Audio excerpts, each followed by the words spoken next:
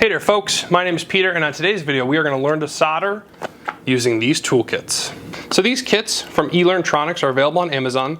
I've already done some of these in the past, but today we're going to do the resistance board, and then I'm going to give away the multiplexer board. To be eligible to enter the giveaway, you have to be subscribed to this channel, so be sure to do that now.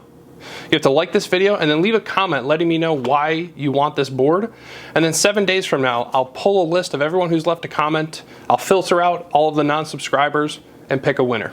If you don't get picked, but you enjoy this content, you can always refer to the link in the description and buy one of these for yourself directly from Amazon. What's great about these kits is that eLearnTronics has a whole website where they have videos walking you through each of the projects.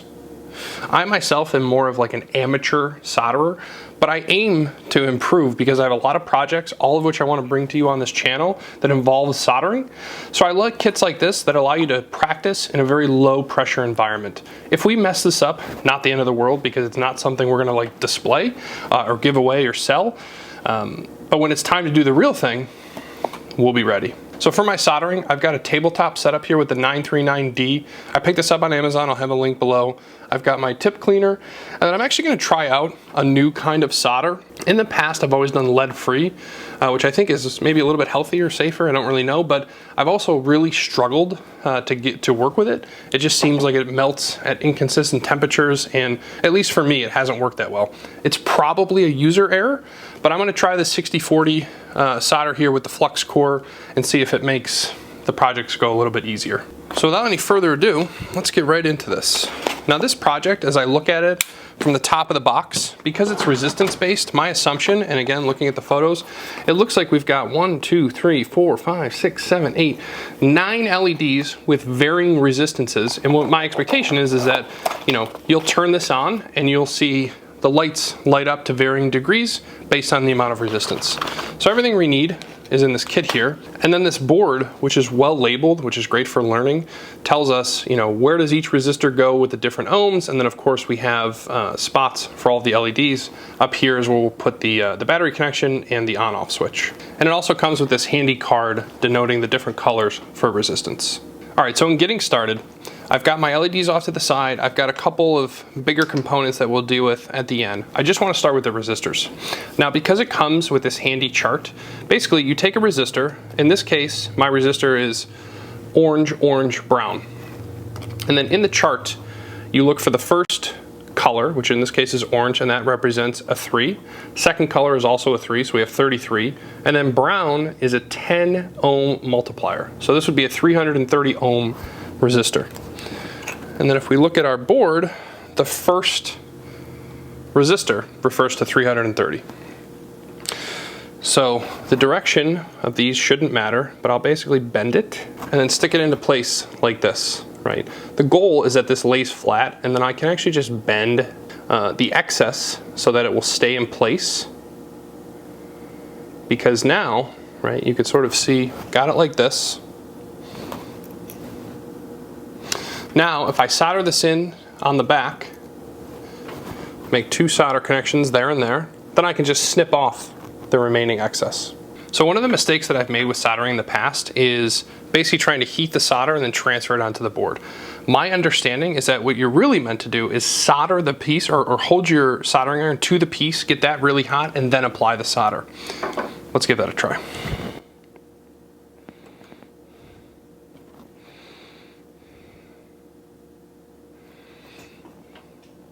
Oh my God, that was way too easy.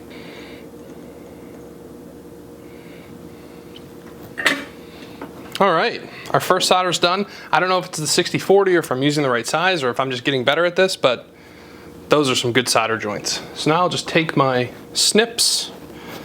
We'll snip this off.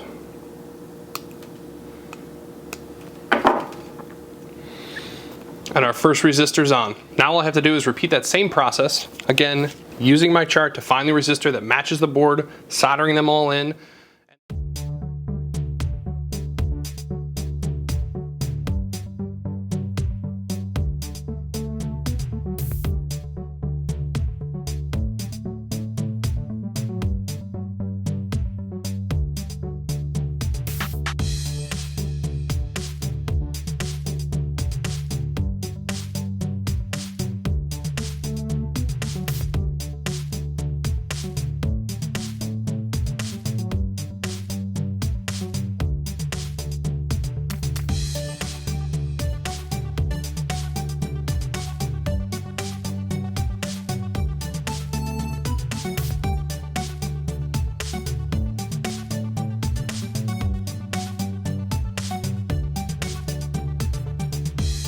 All right, so even though it's hotter than can be today and I am sweating profusely in my shop, like I said, I keep teasing my new shop, not gonna be ready for another 45 days or so, 60 days. But we have all of the resistors on here and I can't tell you how smoothly that just went. I have tried to do a fair bit of soldering in my time. I don't know if it's the 6040 tin lead solder or what the deal is, but boy, was that much easier. I just used the card, matched up the numbers, got them all installed. So what I'm gonna do next is get all of the LEDs soldered in. You know, I could install the battery connection and the on-off switch and then test each LED as I go. What's bad about that approach is that when I go to lay this down, right, the piece that sticks out the farthest is gonna always stick out the farthest, which means the LEDs will sort of start to fall out.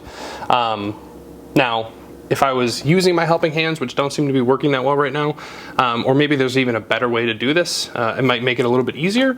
But again, we're just learning, we're trying to improve. So let's get all the LEDs in here. I think those should go pretty quickly. And then we'll get the on-off switch battery and see if it works. Okay, so my LEDs did not come out as straight as my resistors did. And I also have not yet snipped the backs. I want to get everything connected, make sure that all of these lights work, and then we can go about snipping them because we will be finished.